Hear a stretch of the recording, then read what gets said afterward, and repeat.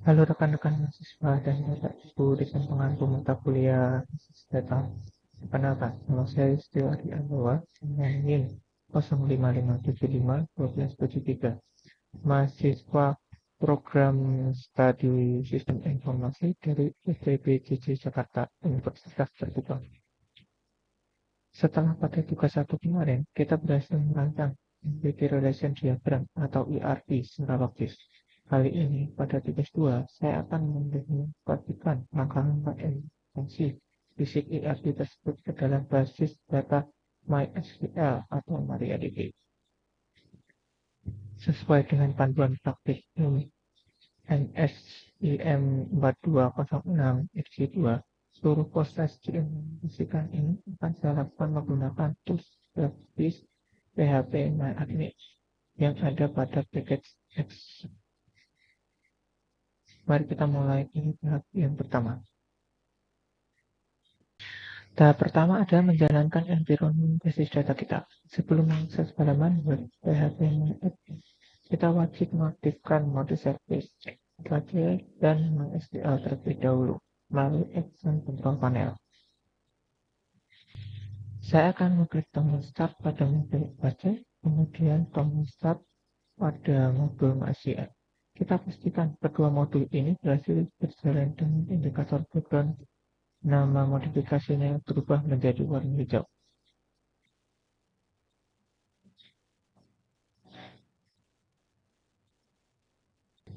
Setelah kedua servis dipastikan aktif, sekarang kita buka web browser pilihan kita.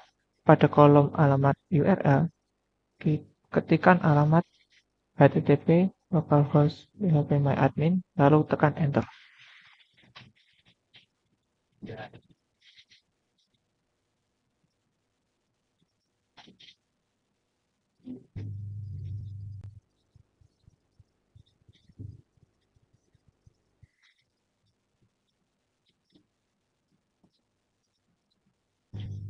Nah, sekarang kita sudah berhasil masuk ke halaman utama atau dashboard basis data phpMyAdmin.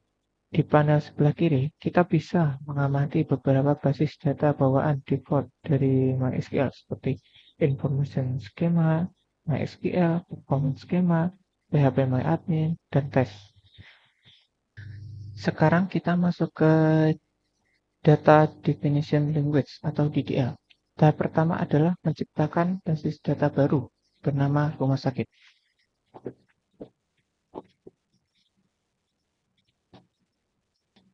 Sistem mengkonfirmasi bahwa data telah berhasil dibuat dan sekarang nama database rumah sakit sudah muncul di panel sebelah kiri kita. Langkah berikutnya adalah menciptakan tabel-tabel di dalam database rumah sakit sesuai dengan struktur rincian atribut pada modul.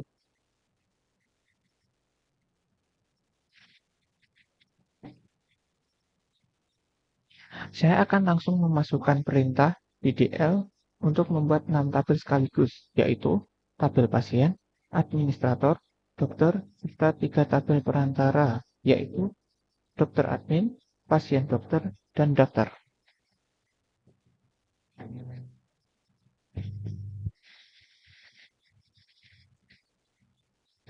Berikut untuk isinya.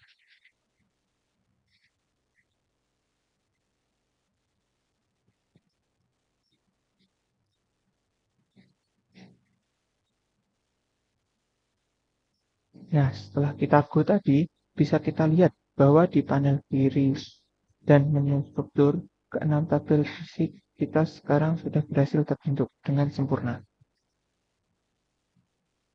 Sebelum menghubungkan tabel-tabel ini, di menu designer, kita harus memberikan indeks atau pengaturan key terlebih dahulu pada kolom-kolom relasi di tabel perantara.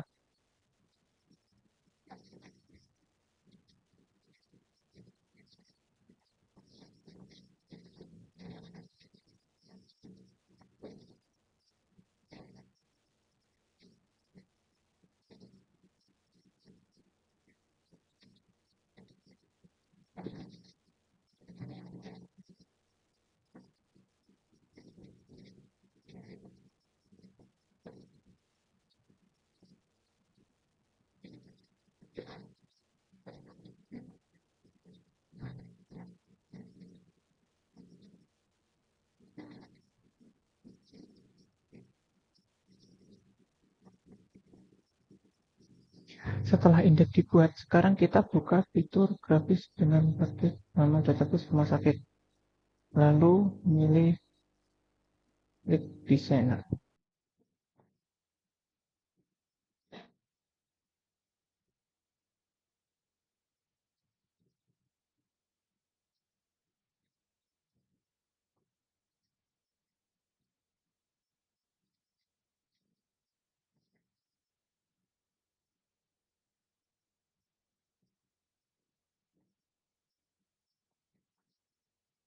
Untuk menghubungkan relasinya, kita klik menu Create Relation di panel sebelah kiri desainer. Kita pilih primary key dari panel utama terlebih dahulu sebagai reference key, kemudian hubungkan ke favorite key di tabel perantara.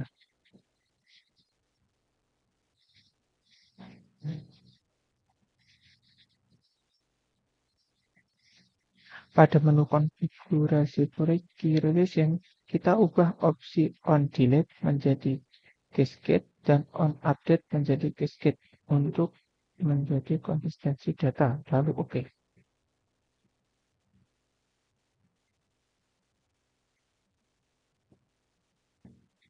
Saya akan menerapkan langkah relasi ini ke seluruh tabel lainnya hingga desain fisik database rumah sakit kita selesai secara benar.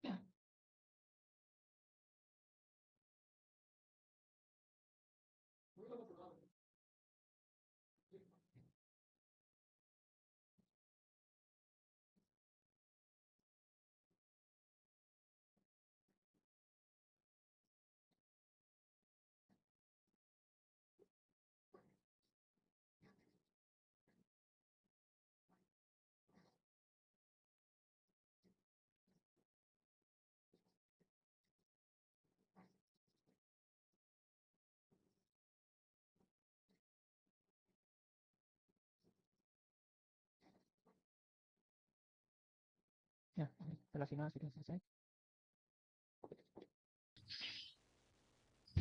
Sekarang kita masuk ke tahap B3, yaitu Data Manipulation Language atau DML. Pada langkah pertama, di poin A, saya akan menjalankan perintah insert untuk memasukkan data awal ke dalam 3 tabel sekaligus, yaitu tabel pasien, tabel dokter, dan tabel perantara pasien dokter, agar database kita memiliki relasi data yang siap diolah.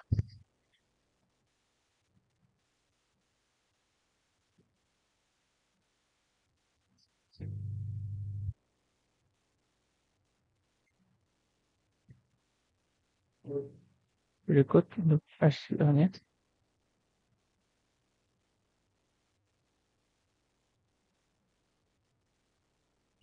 Langkah kedua pada poin B adalah perintah select, dasar untuk menampilkan seluruh baris data yang pada tabel pasien dengan menggunakan notasi tanda bintang.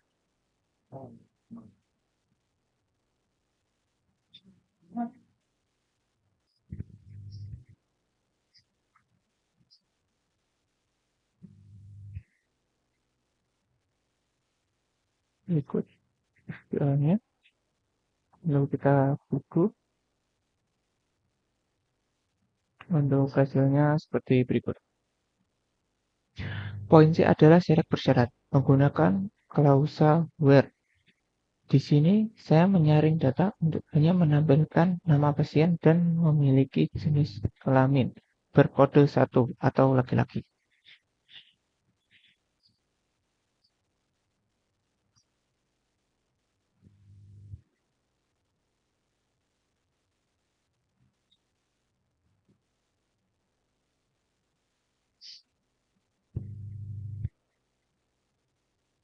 Berikut untuk istilahnya, lalu kita go. Untuk hasilnya seperti berikut. Selanjutnya poin D, kita lakukan join atau penggabungan antar tabel. Saya akan menggunakan tabel pasien, pasien dokter, dan dokter untuk menampilkan informasi terintegrasi mengenai nama pasien, waktu periksa, kode resep, beserta dokter yang memeriksanya.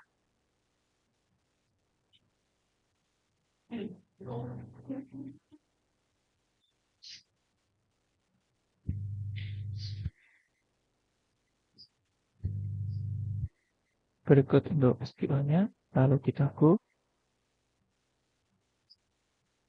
Untuk hasilnya seperti berikut. Langkah kelima pada poin E adalah fungsi statistika. Saya menggunakan fungsi agregasi count untuk menghitung total jumlah data pasien yang saat ini terdata di dalam database.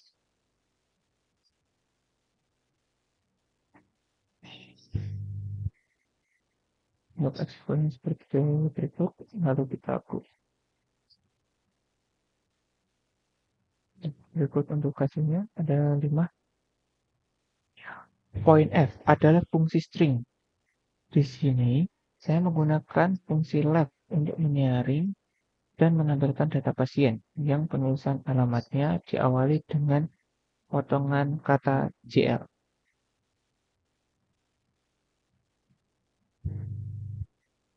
Berikut untuk SQL-nya, lalu kita go. Tampilannya seperti berikut. Yang muncul itu JL, yang jalan tidak. Poin G adalah perintah between untuk mengambil data dalam rentan tertentu. Query ini saya gunakan untuk menampilkan pasien yang memiliki ID dalam rentang angka 3 sampai 5.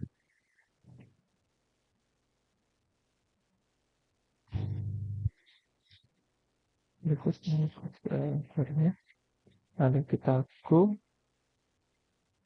Untuk hasilnya seperti berikut. Berikut poinnya adalah perintah like untuk mencari pola string. Saya akan mencari dalam menampilkan data pasien yang di dalam alamatnya menggunakan kata Jakarta.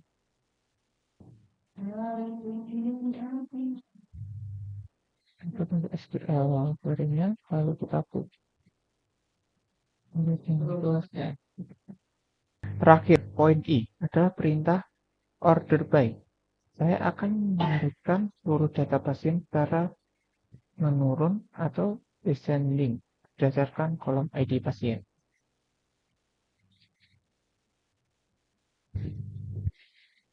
Untuk query-nya seperti berikut, lalu kita go. Untuk hasilnya seperti berikut.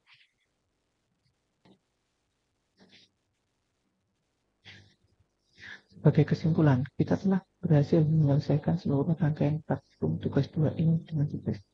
Kita telah mentransformasikan rangkaian bis ERD rumah sakit dari tugas 1 menjadi sebuah basis data fisik yang fungsional di lingkungan MySQL. Melalui tahapan DDL atau Data Definition Language, kita telah membangun struktur tabel yang kokoh, lengkap dengan relasi hierarki dan pengaturan cascade untuk menjaga integritas data. Selain itu, melalui serangkaian perintah DML atau Data Manipulation Language dari poin A hingga poin E, kita telah membuktikan bahwa database ini siap digunakan untuk operasional, mulai dari proses input data, penggabungan tabel melalui join, hingga analisis data menggunakan fungsi statistik dan filter yang kompleks. Poin penting yang dapat kita ambil adalah bahwa ketelitian dalam membangun tipe data dan relasi di tahap awal sangat menentukan kemudahan kita dalam mengelola informasi di tahap selanjutnya. Pemahaman praktis ini merupakan modal kita bagi kita sebagai calon praktisi sistem informasi. Demikian demonstrasi praktikum tugas 2 mata kuliah basis data. Sekian dan terima kasih.